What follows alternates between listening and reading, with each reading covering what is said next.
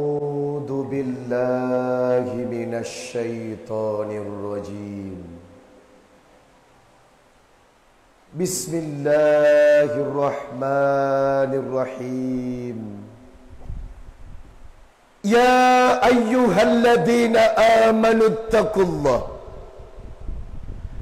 حق تقاته ولا تموتن إلا wa antum muslimun. Wahai orang-orang yang beriman, bertakwalah kepada Allah dengan takwa yang sesungguh-sungguhnya, dengan takwa yang sebenar-benarnya. Wala tamutunna, dan ingat, jangan sekali-kali kalian mati, jangan sekali-kali kalian mati kecuali mati dalam keadaan muslim dan mati dalam keadaan taat serta mati dalam keadaan husnul khatimah. Quran surah Ali Imran ayat 102. Bismillahirrahmanirrahim. وَمَا كَانَ لِنَفْسٍ أَن تَمُوتَ بِإِذْنِ اللَّهِ كِتَابًا مُؤَجَّلًا وَمَن يُرِدْ ثَوَابَ الدُّنْيَا نُؤْتِهِ مِنْهَا وَمَن يُرِدْ ثَوَابَ الْآخِرَةِ نُؤْتِهِ مِنْهَا وَسَنَجْزِي الشَّاكِرِينَ. Setiap kematian telah ditetapkan di kitabnya Allah. Setiap kematian telah tertulis di kitabnya Allah. Siapa yang tujuannya untuk dunia, maka Allah hadirkan dunia untuknya. Siapa yang tujuannya untuk akhirat, Allah hadirkan akhirat untuk hidupnya. Wasanajzi syakirin, dan hanyalah Allah yang akan membalas perbuatan hamba-hamba yang bersyukur. Quran surah Ali Imran ayat 145. Bismillahirrahmanirrahim. Kullu nafsin dha'iqatul maut wa innama tuwaffawna ujurakum yawmal qiyamah faman zuhzi'a 'anil nar wa udkhilal jannata faqad faz wa mal hayatud dunya illa mata'ul gurur. Ingat, yang bernafas pasti akan mati. Ingat, cepat atau lambat, siap atau tidak, tua atau muda, semuanya akan digilirkan dalam kematian. Maka berbahagialah orang-orang yang diletakkan di surga karena perbuatan baiknya selama di dunia. Berbahagialah orang-orang yang dihindarkan dari api neraka karena ketaatannya di dunia. Ketahuilah, wamal hayatud dunya illa mata'ul gurur. Berapa banyak manusia yang tertipu dengan dunia. Berapa banyak manusia yang tertipu dengan pesonanya. Berapa banyak manusia yang tertipu dengan cantiknya dunia, hingga persiapan akhiratnya lebih sedikit daripada mengumpulkan kenikmatan dunianya. Quran surah Ali Imran ayat 185. Bismillahirrahmanirrahim. Rabbirji'u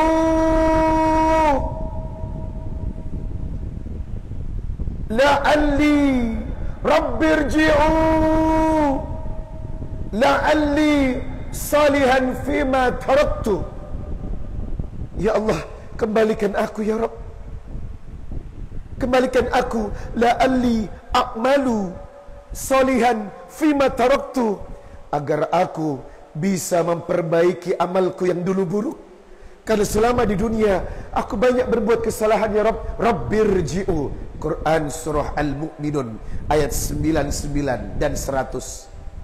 Ini menandakan banyak manusia yang menyesal setelah kematiannya. Banyak manusia yang baru menyesal setelah kematiannya, karena selama di dunia terlalu banyak bermain-main dan kurang mempersiapkan kehidupan akhirat. Bismillahirrahmanirrahim. Ya ayyuhalladzina amanu taqullah wal tandur nafsum ma qaddamat ligat wattaqullah innallaha khabirum bima ta'malun. Wahai orang-orang yang beriman, bertakwalah kepada Allah. Bertakwalah kepada Allah dan lihatlah persiapan hidupmu untuk menuju kampung akhirat. Bertakwalah kepada Allah. Sesungguhnya Allah Maha melihat apa-apa yang telah kalian kerjakan. Quran Surah Al-Hasyr surat 59 ayat 18. Bismillahirrahmanirrahim. Ya ayyuhalladzina amanu kutiba alaikumus siyam kama kutiba alal ladzina min qablikum la'allakum tattaqun. Wahai orang-orang yang beriman, nikmati Ramadanmu. Ambil kesempatan Ramadanmu, perbanyak ketaatan dan ibadah, agar nanti setelah Ramadan kita menjadi orang-orang yang bertakwa. Quran Surah Al-Baqarah ayat 183. Sadaqallahul azim. Maha benar Allah dengan segala firman-Nya. Hadirin sidang solat subuh rahimakumullah. Mari kita awali perjumpaan ini dengan doa, karena kita berada di saat-saat yang berkah di bulan Ramadan dan di waktu sehabis solat subuh. Nabi selalu berdoa, Allahumma barik li ummati fi bukuriha. Allahumma barik li ummati fi bukuriha. Ya Allah, berkahi umatku di pagi hari. Karena jujur, pagi sangat menentukan. Kalau sholat subuhnya baik, maka hari itu Anda baik. Kalau sholat subuhnya berantakan, hari itu Anda berantakan. Aqimis sholata liduluki samsi ila gusakil laili wa Qur'an al-fajr. Inna Qur'an al-fajri kana mashhuda. Allah yang menyaksikan sholat subuh, Allah yang mencatat sholat subuh. Maka siapa yang menjaga sholat subuh dengan baik, insya Allah baik hidup Anda. Kita awali dengan doa. Kita angkat kedua Bapak Ibu.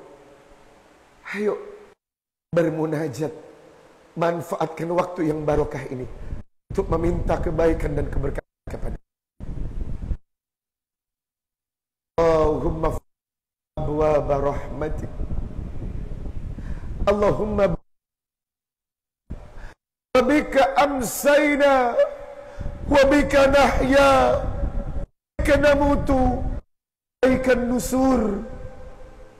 Allahumma anta la ilaha illa ant khalaqtani wa ana abduk wa ana ala ahdik wa wa'dika mastata'tu a'udzu bika min syarri ma sana'tu abu'u laka bi ni'matika 'alai wa abu'u bi in la yaghfiru dhunuba illa ant aslih qalbi wal amali.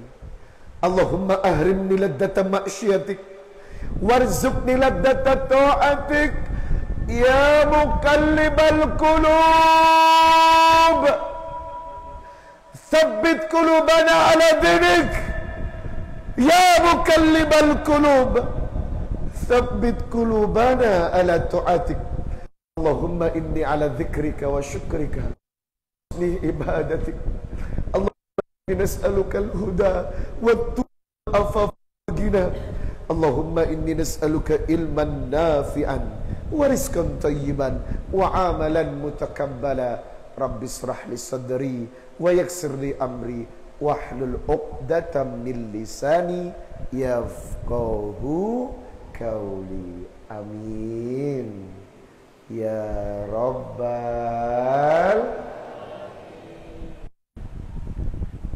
Salam Muhammad untuk keluarga besar Dewan Kemakmuran Masjid Awaluddin, Bapak Haji Ahmad Bastari, semoga selalu dalam keridhaan dan cinta Allah.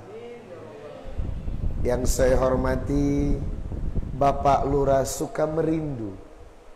Kenapa namanya Sukamerindu? Karena sekali datang ke kampung ini akan rindu kembali untuk datang ke kampung ini. Mungkin setelah ini saya akan balik lagi Pak Ahmad. Atau jangan-jangan saya buat rumah di sini nanti. Yang saya hormati Bapak Rendra, semoga dalam berkah Allah rezekinya lancar dan keluarganya terjaga. Yang saya hormati Bapak Imam, Masya Allah, tadi beliau membacakan akhir 3 ayat dari surat Al-Baqarah. Lillahi ma samawati wa ma fil ard wa in ma fi anfusikum aw tukhfuhu yuhasibukum bihillah fayaghfiru liman yasha wa yu'adzibu man yasha wallahu ala kulli syai'in qadir. Kalimat yang indah. Kalau kita mengerti dan memahami maknanya, Masya Allah, tidak ada kepemilikan yang hakiki kecuali ini miliknya Allah, dan semua yang duduk di sini thumma ilaina turja'un akan dikembalikan kepada Allah. Yang saya hormati bapak-bapak, ibu-ibu, semua subuh ini semakin berkah, rezekinya lancar, ibu-ibu uang belanjanya ditambah, hutang dan cicilannya lunas, segera berangkat ke Baitullah, dan sukses dunia akhirat. Assalamualaikum warahmatullahi wabarakatuh.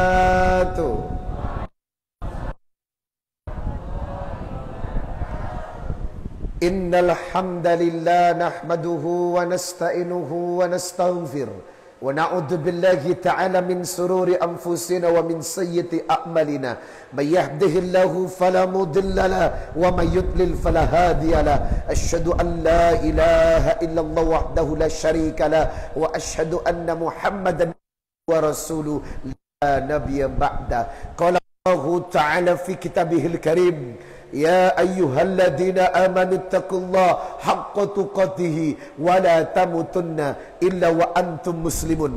Ya ayyuhan nasu taqu rabbakumul ladzi khalaqakum min nafsin wahidah wa khalaqam minha zawjaha wa batha minhuma rijalan katsiran wa nisaa wattaqullaha alladzi tasaaluna bihi wal arham innallaha kana 'alaikum raqiba. Ya ayyuhalladzina amanu taqullaha wa qulu qawlan sadida yuslih lakum a'malakum wa yaghfir lakum dhunubakum wa may yuti'illah wa rasulahu faqad faza fawzan adhima. Amma ba'd, fa inna asdaqal hadithi kitabullah wa khairul hadi hadyu Muhammad sallallahu alaihi wasallam wa syarrul umuri muhdatsatuha wa kullu muhdatsatin bid'ah wa kullu bid'atin dhalalatin finnar. Allahumma wa sallim ala nabiyyi Muhammadin wa sahbihi wa man tabi'ahum bi ihsanin ila yaumil qiyamah. Sehat? Ngantuk tidak? Ada yang orang habis sahur langsung? Ada? Yang mana orangnya? Oh, nggak datang dia. Karena di sini ini beda. Yang hadir di waktu subuh hamba-hamba pilihan Allah. Man shalla subha Siapa yang salat subuh fi jamaah, lebih-lebih berjamaah, fahuwa min dhimmatillah, orang itu dalam jaminannya Allah. Maka saya bersaksi yang hadir di sini adalah orang-orang yang dijamin oleh Allah Subhanahu wa taala. Mari kita jaga keistiqomahannya dan kekuatannya. Semoga menjadi orang-orang yang selalu dicintai Allah. Bahkan hadis Bukhari 657, Muslim 437, laisa sholat athqala alal munafikin min salatil fajri wal isya walau ya'lamuna ma fihima la atauhuma walau habwa. Tidak ada salat yang berat kecuali bagi munafik. Siapakah laki-laki munafik? Laki-laki yang tidak mau salat isya dan subuh berjamaah. Kalau ada laki-laki yang salat subuh dan isya-nya di rumah, dia adalah laki-laki munafik 24 karat. Hati-hati. Ibu, mana suami? Yang suaminya nggak di sini ada? Yang mana orangnya? Kenapa suami tidak ke masjid? Dia menutupinya, Pak. Dia katakan suaminya sakit, padahal ketiduran habis sahur. Jamaah yang dimuliakan Allah Subhanahu wa taala. Hari ini kita akan belajar. Hari ini kita akan sama belajar tentang prospek kehidupan masa depan. Masa depan kita itu apa, Bu? Almarhum. Siapapun yang paling dekat itu dengan diri kita itu adalah kematian. Betul? Hari ini yang datang jarang anak muda ya, Pak ya? Rata-rata sudah mendekat maghrib. Mana anak mudanya, Pak? Tidur. Jamaah yang dimuliakan Allah. Ada perkataan Rasulullah sallallahu alaihi wasallam yang wajib kita renungkan, Bapak Ibu. Mungkin Bapak dan Ibu jarang sekali mengerjakannya. Hadis riwayat Ibnu Majah nomor 4258. Sekali lagi, hadis riwayat Ibnu Majah nomor 4258. Apa kata Nabi? Aktsiru dzikra hadhimil ladati yaknil maut. Hendaklah kau rajin berzikir tentang penghancur kelezatan dunia. Zikir apa yang dimaksud? Al-maut, banyak mengingat mati. Ibu tidur. Ibu, bukankah setiap hari Anda melihat kejadian-kejadian kematian? Betul? Bukankah tiap hari pengumuman dari loudspeaker masjid ada yang mengumumkan berita duka cita tentang kematian? Betul? Bukankah tiap hari kadang Anda bertakziah mendatangi tetangga karena suami tetangga yang meninggal? Betul? Bukankah Bapak juga melihat kadang saat bertakziah ke rumah tetangga karena istri tetangga yang meninggal? Betul? Bukankah Anda juga kadang memandikan jenazah, mensolatkan jenazah, mengkafani jenazah, mengantarkan jenazah? Pertanyaannya, apa yang Anda ambil dari pelajaran kematian yang terjadi di lingkungan kita? Kadang kita tidak mengambil hikmah. Kalau ternyata hari ini ada tetangga yang mati, kita datang ke rumahnya, besok lusa bisa jadi tetangga datang ke rumah Anda karena suami Anda yang tuh kan. Betul, Pak? Hari ini Bapak bertakziah karena tetangga sebelah meninggal, istrinya yang meninggal. Besok bisa jadi tetangga menghampiri rumah Bapak, ada bendera kuning sebagai tanda duka cita karena istri Anda yang.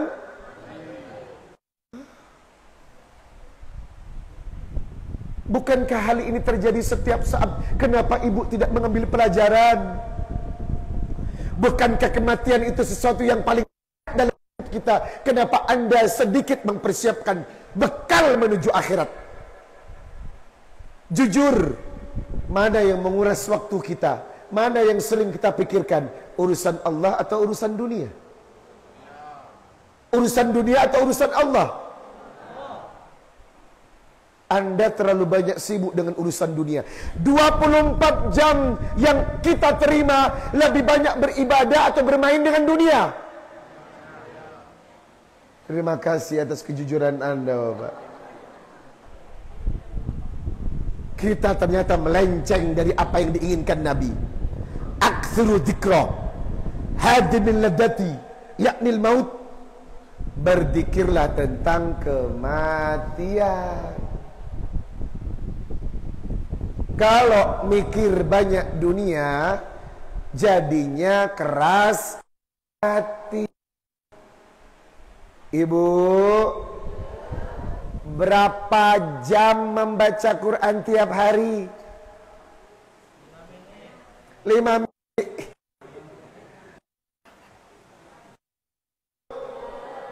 Berapa juz dalam sehari baca Quran? 5 juz. Juz apa? Saya heran. Sudah tahu mau mati, tetapi baca Qurannya jarang. Ayolah, sadarkan kita, ini peringatan dari Nabi. Perbanyak mengingat kematian, karena sesuatu yang paling dekat dalam hidup kita adalah kematian. Hadis ini harus kita laksanakan. Dengan cara apa? Memperbanyak zikir kematian. Ibu, seandainya Anda tahu jam 7 nanti mati gimana? Kira-kira ibu masih cengar-cengir. Hah? Coba nih, 7:30 ibu yang bermukena pink mati. Kira-kira masih cengar-cengir. Ya Allah, kok nggak yang mikir? Kematian itu nggak ada yang tahu. Tiba-tiba kemarin saya nonton di Instagram, hari ke-12 Ramadan, ngaji Quran seorang bapak-bapak, baru ngaji Quran langsung meninggal dalam keadaan membaca Quran. Masya Allah, meninggalnya pasti husnul khotimah. Sudah meninggal di bulan Ramadan, meninggalnya baca Quran. Dan Nabi berkata, kalian akan diwafatkan dalam hal yang Anda sukai. Kalian akan mati dalam kesukaan Anda. Kalian akan mati dalam kebiasaan Anda. Kalau Anda suka baca Quran, mati dalam keadaan baca Quran. Kalau kalian suka sujud dalam sholat, meninggal dalam keadaan sujud. Kalau bapak suka mancing, mati dalam keadaan kalau sholat, mati dalam keadaan sholat. Mancing dalam keadaan sholat. Ada mancing dalam keadaan sholat. Jangan-jangan ini mancingnya versi Sunan Kalijaga ini. Hati-hati ibu. Ibu hobinya apa? Anda akan diwafatkan dalam kebiasaan Anda, Pak. Kebiasaan inilah yang menentukan akhir dari kehidupan kita. Makanya harus punya kebiasaan yang baik agar kembali dalam keadaan baik. Jemaah yang dimuliakan Allah, hadis riwayat Ibnu Majah nomor 4259. Tadi 4258. Ini di bawahnya lagi. An Abi Hurairah, kuntu ma'a Rasulillah sallallahu alaihi wasallam. Ja'a rajulun minal amsar. An ibni Umar, kuntu ma'a Rasulillah sallallahu alaihi wasallam. Ja'a rajulun minal ansar fasallama 'ala Nabi sallallahu alaihi wasallam. Qala, datanglah seorang pemuda. Ja'a rajulun minal ansar, dari kalangan Ansar. Fasallama 'ala Nabi sallallahu alaihi wasallam, mengucapkan salam ketika bertemu dengan Nabi. Qala, dan anak muda ini bertanya, ya Rasulullah, ayyul mu'minina afdal? Siapakah mukmin yang paling utama di hadapan Allah? Afdal. Siapakah manusia yang paling utama di hadapan Allah? Nabi menjawab, ahsanuhum khuluqan. Yang paling utama di hadapan Allah adalah yang paling bagus akhlaknya. Ngapain jilbabnya lebar, bajunya lebar, mulutnya? Ngapain? Datang ke masjid pakai mukena, tapi mulutnya tidak lepas dari ngomongin. Ngapain? Ngapain? Sholat rajin, puasa rajin, nipu. Oh, maaf Pak. Inna salata tanha anil fahsya'i wal munkar. Salat yang diterima otomatis membuang energi negatif dalam diri Anda. Salat rajin tapi kasar sama istri, ada? Yang mana, Pak? Oh, keluar ya? Balik dia. Untung tidak di sini dia. Balik dia. Ibu, lalu apa manfaat ibadah kita? Semua ibadah yang kita kerjakan berakhir kepada bagusnya akhlak. Kutiba alaikumusiyam kama kutiba alal ladina min qablikum la'allakum. Kalau Anda puasa tapi puasanya tidak menghasilkan akhlak, ngapain?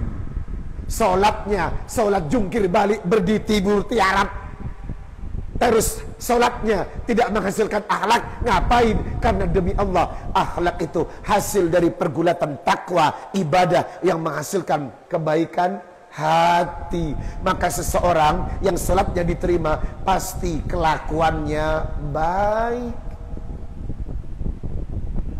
Ibu, ada perempuan yang solat tapi ngomongin orang, ada? Ada? Yang mana? Udah balik? Ibu nggak pernah ngomongin orang. Jangan bohong. Ya Allah, manusia ini nggak sadar. Sholat, ruku, sujud, puasa, tapi kelakuannya minus ya maaf. Itu kenapa Nabi berkata, ahsanuhum khuluqan. Keutamaan seorang mukmin di hadapan Allah yang bagus akhlaknya. Karena kenapa ibadah dibentuk? Bapak sadar tidak? Kenapa sholat dibentuk, zakat dibentuk, haji dibentuk, umroh dibentuk, puasa dibentuk? Agar kelakuan Anda baik. Coba bayangkan kalau Anda punya istri yang tidak sholat, makan hati. Ibu, coba ibu ketika menstruasi datang bulan, coba Anda lihat perubahan yang terjadi saat istri Anda tidak sholat karena datang bulan. Lebih sensitif, suasana mukanya muram aja seperti mendung, kurang bergairah, malas. Karena apa? Mereka meninggalkan sholat. Kenapa wanita datang bulan jiwanya lebih tergoncang? Karena meninggalkan sholat kepada Allah. Dan Anda bayangkan kalau seumur hidup Anda tidak sholat, maka apa yang terjadi? Terguncang hidup Anda. Karena sholat adalah pilar pertama yang menentukan ibadah-ibadah yang lain. Apa manfaat sholat kalau menipu? Apa manfaat sholat kalau makan duit yang bukan haknya? Ibu, apa manfaat sholat kalau kita menyakiti tetangga? Apa manfaat sholat kalau rasa iri kepada orang begitu besar? Apa manfaat sholat kalau Anda suka menyakiti orang lain? Maaf saudara-saudara, ibadah yang Anda kerjakan tidak membekas di hadapan Allah karena sekadar formalitas. Anda tahu formalitas? Ya begini nih, begitu Ramadan masjid ramai. Habis Ramadan belum juga Ramadan selesai, sudah krisis jamaah. Begini formalitas, just the performance. Agama cuma dijadikan sebagai penampilan. Penampilannya rapi, tertutup auratnya, mulutnya tidak rapi. Agama tidak seperti itu, Pak. Agama lebih kepada ruh. Agama lebih kepada jiwa. Pembentukan karakter ibadah menghasilkan orang yang baik. Itu yang disebut ahsanuhum khuluqan, berakhlak yang baik. Pemuda ini bertanya lagi, ya Rasulullah, ayyul mu'minina aqyas, siapakah mukmin yang cerdas? Ibu cerdas tidak? Ibu cerdas tidak? Bapak cerdas nggak, Pak? Cerdas apa pinter? Beda loh. Cerdas dengan pinter beda. Kalau pinter apa? Pinter ngibulin orang. Tapi cerdas tidak. Anda ingin tahu cerdas? Bagaimana ciri-ciri perspektif Quran dan hadis menjabarkan tentang cerdas? Ibu ingin tahu cerdas seperti apa? Jangan kemana-mana. Saya akan kembali setelah yang satu ini. Sedekah dulu yuk. Kita sedekah dulu. Setelah sedekah, saya akan bongkar ciri-ciri cerdas yang dikabarkan Allah kepada hambanya. Mari siapkan uang terbaiknya yang dibawa dari rumah. Bawa, keluarkan yang terbaik. Tolong kalau bersedekah hindari uang yang berwarna abu-abu. Apa yang paling bagus warnanya? Mantap jamaah. Ayo kita sedekah keliling dulu. Saya jawab ciri-ciri mukmin yang cerdas. Sallallahu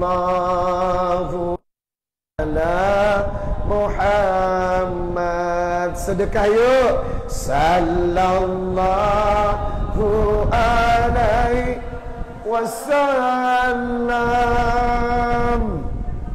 Sallallahu ala Muhammad.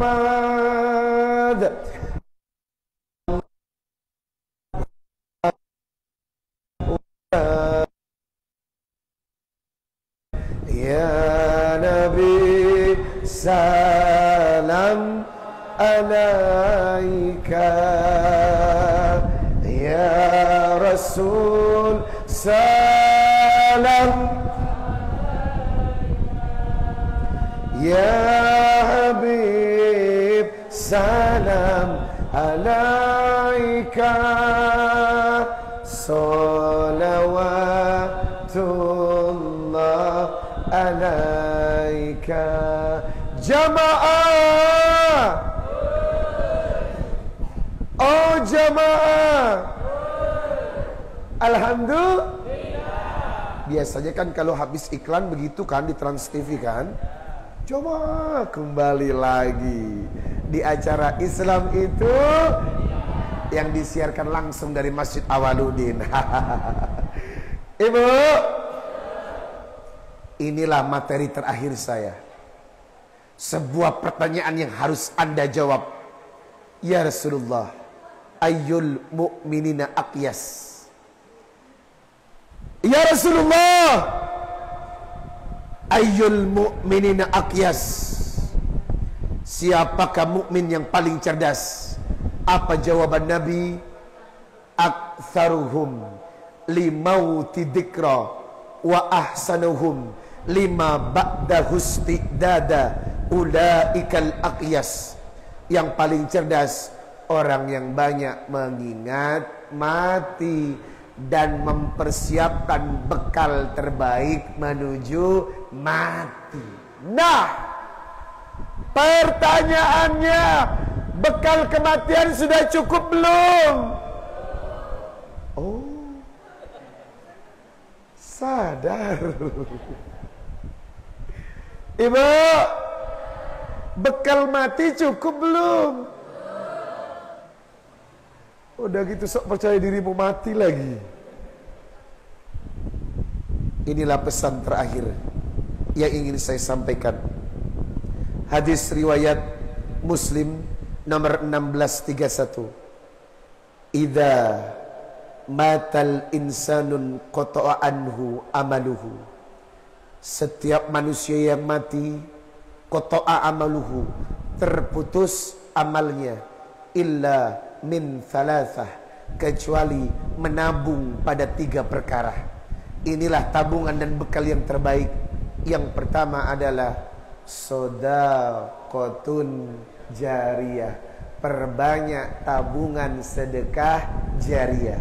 Yang kedua, wa ilmin tunfa'ahu bihi, ilmu yang bermanfaat. Yang ketiga, waladun saleh yad'u lahu, anak-anak soleh yang mendoakan orang tuanya.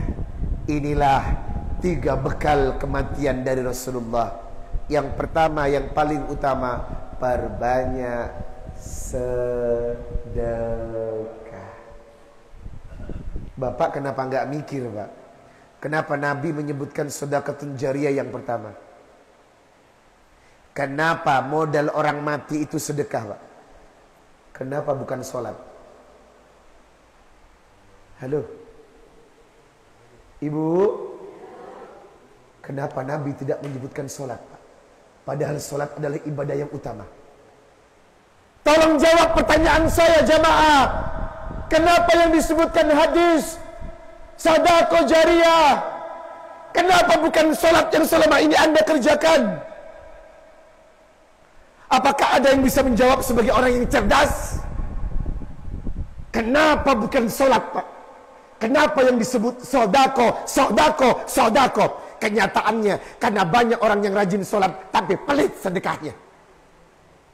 Jawab, Ibu. Sehari sholat berapa kali? Sehari sholat berapa kali? 5 kali. Pertanyaannya, sehari sedekah berapa kali? Sekali, itu pun kalau sadar. Sebelah saya, Jumat sekali seminggu. Pelitnya. Kenapa, Pak? Karena banyak orang yang rajin sholat tapi pelit sedekahnya. Itu kenapa Nabi menyebutkan amalan yang pertama adalah shadaqatun jariyah. Yuk perbanyak sedekah yuk. Kita nggak tahu loh. Kita nggak tahu Bapak Haji Ahmad Bastari usia berapa sekarang, Pak? 68. Sudah kelewat jauh. Berarti Pak Haji ini sudah menghitung hari, jamaah. Ya Allah, Rasulullah 63 Pak Haji ya. Wafatnya Nabi 63, beliau 68. Berarti over limit, guys. Sudah kelewatan bonusnya 5 tahun. Berarti bisa minggu depan Pak Haji. Iya Pak ya, kita nggak tahu, betul Pak. Berapa usianya yang muda ini? Hah? 21. Amer Az-Zikra, putra dari Ustadz Arifin Ilham, 21 meninggalnya. Berarti hati-hati. 21 ketemu 21. Bisa jadi nanti maghrib. Ya Allah, kenapa kita nggak mikir sih, Pak?